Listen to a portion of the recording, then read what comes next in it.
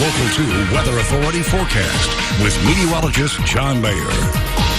Welcome back, everyone. Well, we are continuing to follow that rainfall that we see off to our east. It's been there ever since this weekend when we had our taste of those storms. They've moved out of the viewing area, but now with some low pressure to our north, starting to pull a little bit more of that moisture back into West Texas, and that's giving us a chance for a few more thunderstorms in our forecast today. We're already dealing with a little bit of that activity down to our southeast. That's where we're seeing some storms making their way through Terrell County, heading up towards the southern basin. Throughout the rest of the day, this rain, it's going to be making its way through kind of hit or miss throughout the course of our forecast. Still, most of the activity will be focused along I-10, but with a little bit more of a chance for some rain making its way into the basin. If not today, then by tomorrow at the latest, as we begin to see more of that rainfall developing. Still some widespread activity all across the state, but that rain not really making its way into the rest of our viewing area by tomorrow morning. Once it does, we get that chance for some wet weather and some cooler temperatures once that rain finally arrives for us, and it looks like it'll be coming here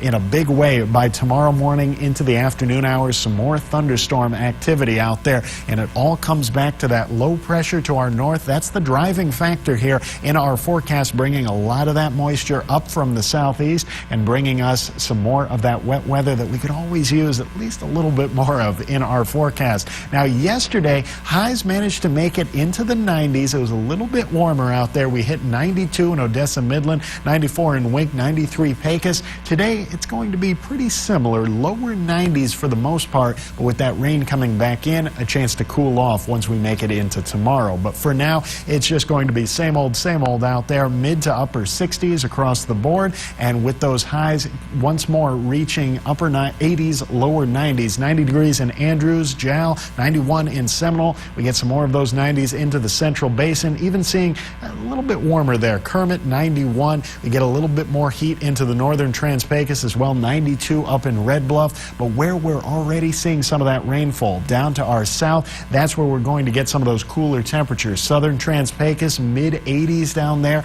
A little bit cooler to start us off today, but it's tomorrow once we get some more widespread rainfall that the rest of us could see some cooler temperatures. Same thing goes for the Davis Mountains, only 79 degrees this afternoon in Fort Davis. Again, that rainfall is going to be along I-10 for the most part today before it starts to spread through the rest of the viewing area by tomorrow morning into the afternoon hours, and that's when the rest of us can see some of those widespread 80s. 85 degrees are high on Thursday. Then we start to dry out. Friday, Saturday, still some slight rain chances, but for the most part should be fairly dry for the start of the weekend, and those temperatures picking up just a bit into the lower 90s. Then that rain comes back around Sunday, Monday, Tuesday, a cool start to next week, just in time for the start of the new school year.